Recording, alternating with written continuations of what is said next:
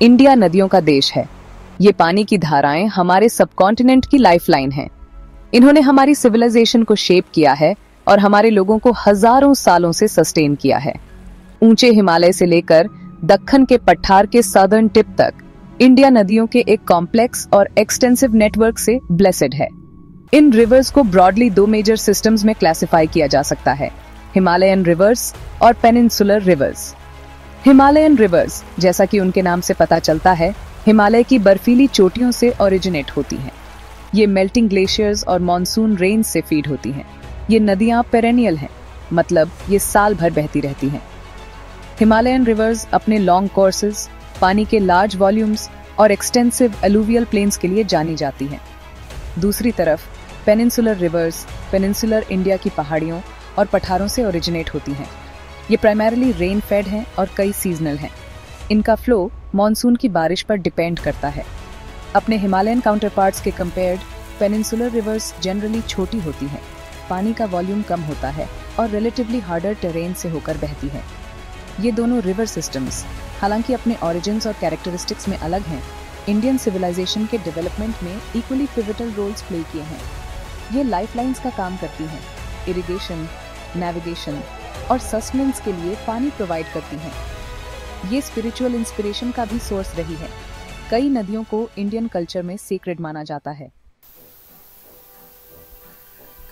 Himalayan reverse Indian subcontinent की giants हैं। ये माइटी रिवर्स हिमालय की बर्फ और स्नो से जन्मी प्लेन्स तक नीचे बहती हैं, जीवनदायिनी पानी लाती हैं। इंडस, गंगा और ब्रह्मपुत्र तीन मेजर हिमालयन रिवर्स हैं। ये नॉर्थ इंडिया की आर्टरीज हैं। इसके लैंडस्केप, कल्चर और इकोनॉमी को शेप करती हैं।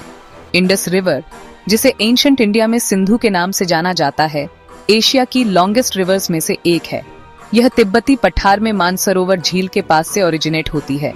फिर इंडस जम्मू कश्मीर के लद्दाख रीजन से होकर बहती है, डीप गॉर्जेस और वैलीज बनाती है। इसकी मेजर ट्रिब्यूटरीज में जेलम, चेनाब, रावी, ब्यास और सतलुज शामिल हैं।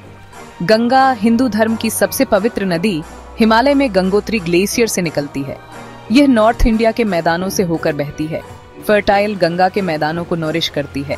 गंगा की मेजर ट्रिब्यूटरीज में यमुना, घाघरा, गंडक और कोसी शामिल हैं। ब्रह्मपुत्र, जिसे तिब्बत में यारलुंग त्संगपो के नाम से जाना जाता है, कैलाश पर्वत के पास से ओरिजिनेट होती है। यह तिब्बत से ईस्टवर्ड होकर बहती है और फिर अरुणाचल प्रदेश में इंडिया में एंटर करती है। फिर यह असम से होकर बहती है, जहां यह अपनी मैजेस्टिक विड्थ और ब्रेडेड चैनल्स के लिए जानी जाती है।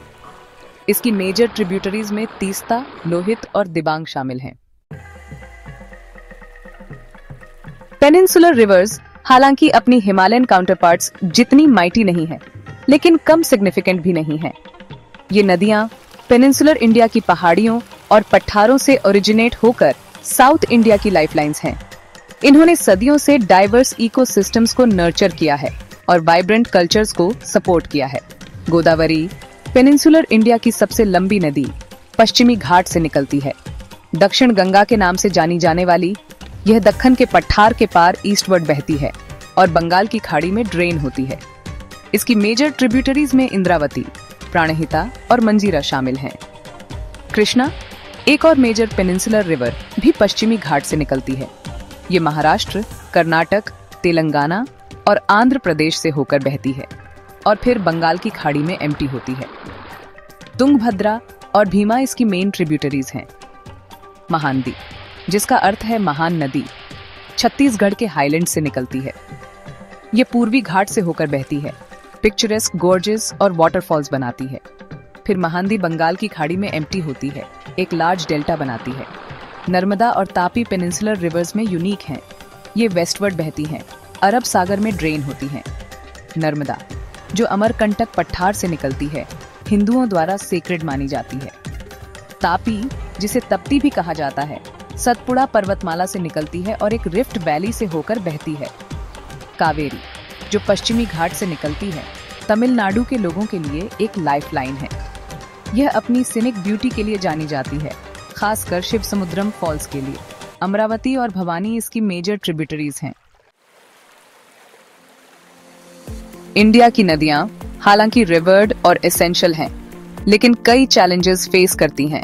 प्रदूषण, ओवरयूज और क्लाइमेट चेंज उनके हेल्थ और सस्टेनेबिलिटी को थ्रेटन करते हैं। यह जरूरी है कि हम फ्यूचर जनरेशंस के लिए इन वाइटल रिसोर्सेज की रक्षा के लिए इन चैलेंजेस को एड्रेस करें।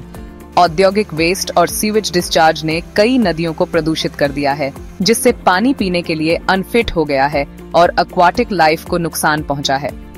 1985 में लॉन्च किया गया गंगा एक्शन प्लान गंगा को क्लीन करने में कुछ प्रोग्रेस किया है, लेकिन अभी बहुत कुछ करने की जरूरत है। सिंचाई, उद्योग और डोमेस्टिक यूज के लिए पानी की बढ़ती डिमांड के कारण नदियों से पानी का ओवर एक्सट्रैक्शन हुआ है।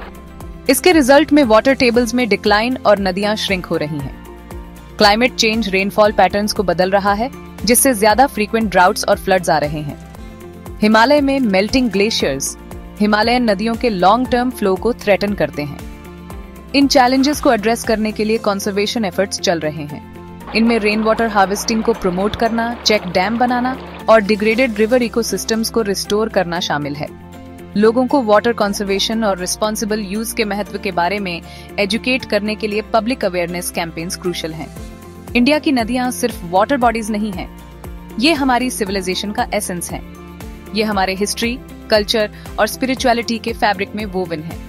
आने वाली जनरेशंस के लिए इन लाइफलाइंस की प्रोटेक्ट और प्रिजर्व करना हमारी कलेक्टिव रिस्पॉन्सिबिलिटी है।